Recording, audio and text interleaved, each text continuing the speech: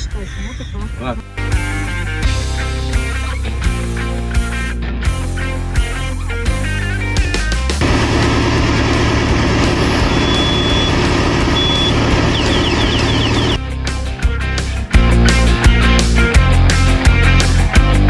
В ходе рейдовых мероприятий по выявлению несовершеннолетних водителей мототранспортных средств на автодороге Завьялово-Гальяны было остановлено транспортное средство без государственных регистрационных знаков.